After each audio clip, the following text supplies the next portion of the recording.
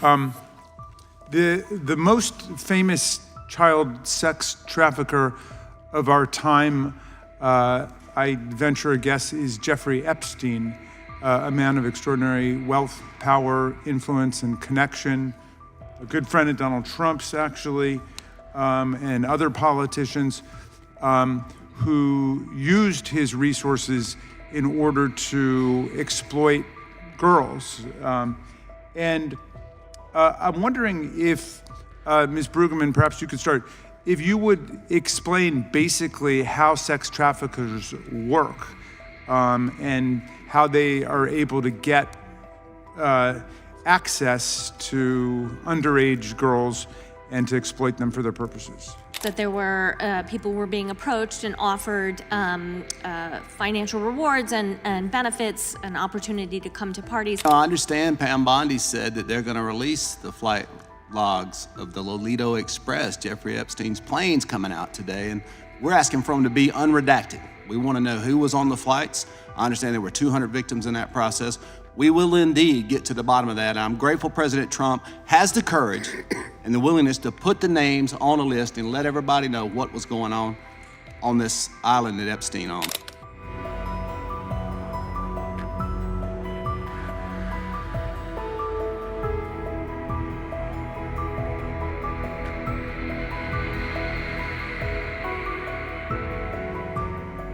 Thank you all for being here.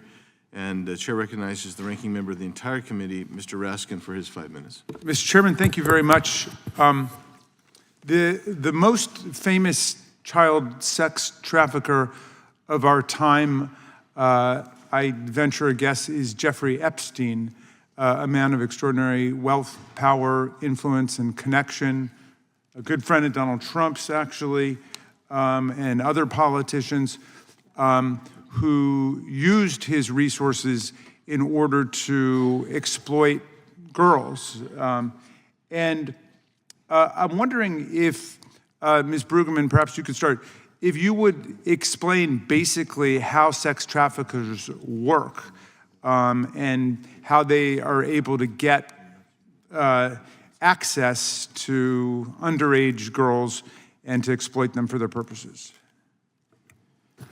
Thank you for the question. Sex traffickers work in many different ways to target vulnerabilities of the individuals they're targeting to exploit. So for young people, it's often through grooming, through approaching them and offering things that they're not getting at home. Whether so in his case, he had a woman, I think her last name was Maxwell, who worked with him, and then she would procure the girls by giving them gifts of money or clothing or invitations to parties, that kind of thing. My understanding is, yes, that there were people were being approached and offered financial rewards and benefits, an opportunity to come to parties, but we're not told exactly what was being expected of them, what would happen once they arrived, and then they had difficulty to not consent to what was happening and were entrapped in that situation.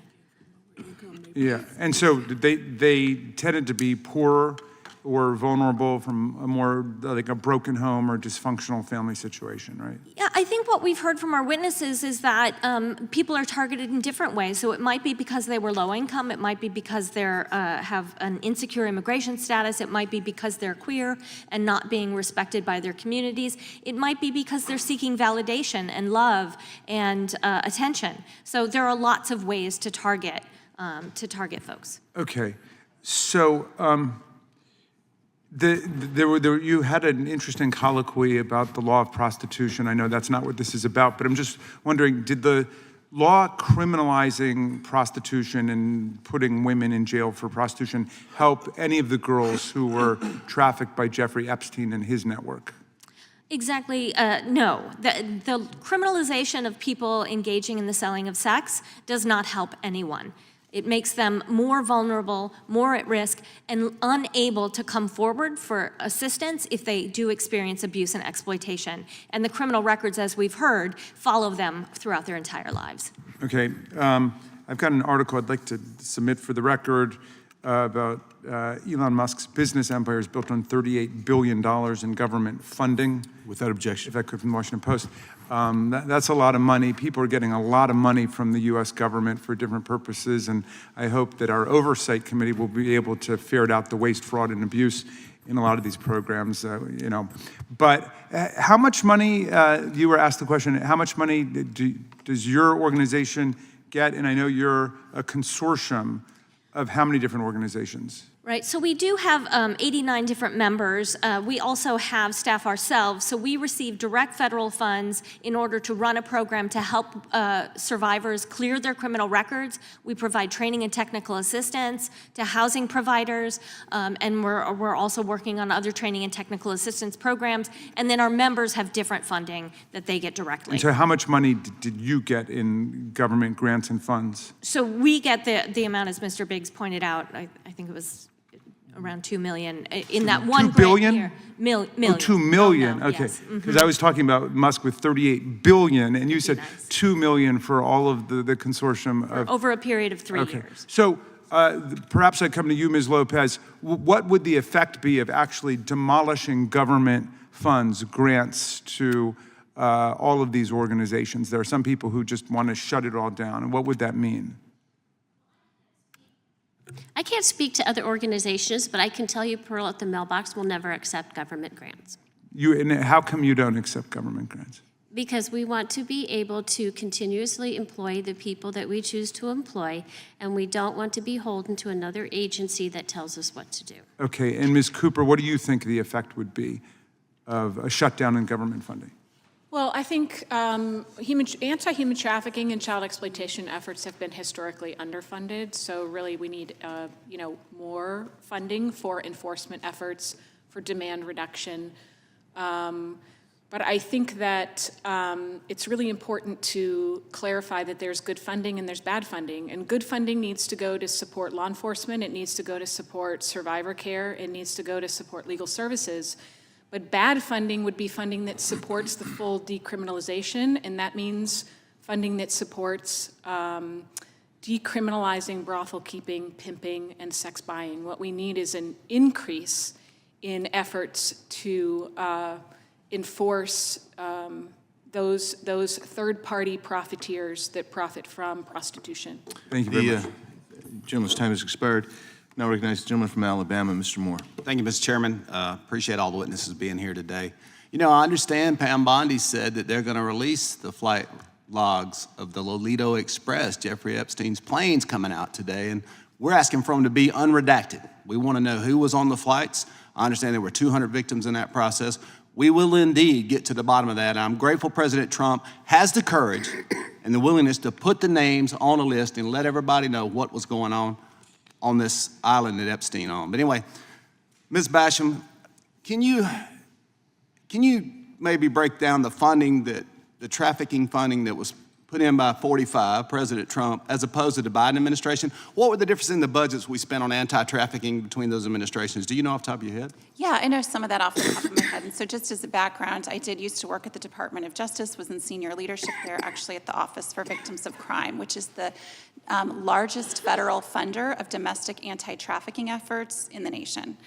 So I can tell you this, that under the last year of the President Trump's administration in 2020, it was allocated that over $100 million in a single fiscal year just from the Department of Justice for domestic anti-trafficking efforts. This is the largest ever given in any administration. And I do agree with Representative McBath when she said at the beginning that anti-trafficking efforts need to be prioritized. That's absolutely the case. Additionally, $35 million was allocated for shelters. Shelters, as Ms. Bruggeman mentioned, are one of the most essential parts to the recovery of survivors of trafficking. They are the foundation. We have got to have funding for shelters. Since that time, the funding has dropped to about half, many years less than half of that $35 million, and it has never come back up. And that's with inflation. That's with soaring the inflation. Biden administration, even with inflation, cut funding to less than half than what President Trump was spending.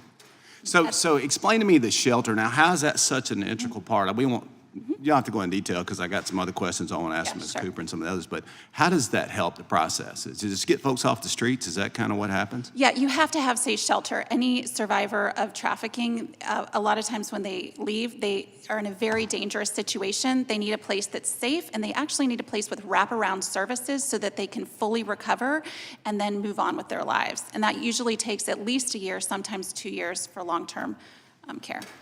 Ms. Cooper, you mentioned the unidentified 56,000 children, I believe was the number you told us, where these kids, we know they've been victimized by family members or whatever the case may be, which is incredibly tragic. Do you think facial recognition will help? Is that something down the road that our law enforcement agents will be able to use to try to identify these children and get them out of those harmful situations?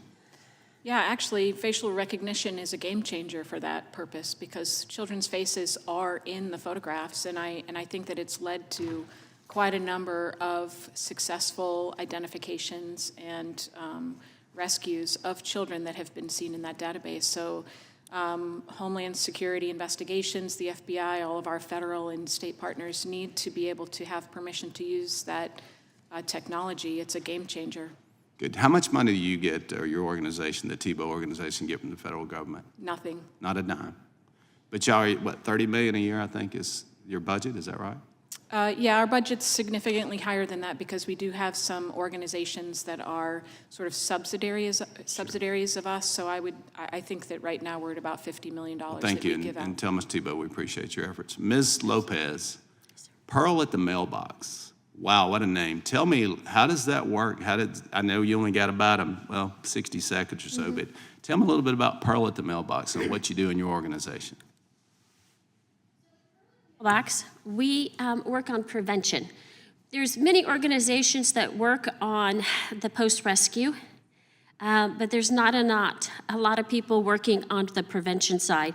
If we can teach people to spot it and stop the grooming process, we have a better chance of protecting children from going into trafficking. How do parents and grandparents, what is one of the signs that you think that we maybe as parents and grandparents might miss? What is something that, I know you need to be involved in your children's lives, and we certainly are, but tell me, is there a certain thing that you recommend, maybe a 2 to 3 bullet points, hey, here's what parents and grandparents need to be looking for?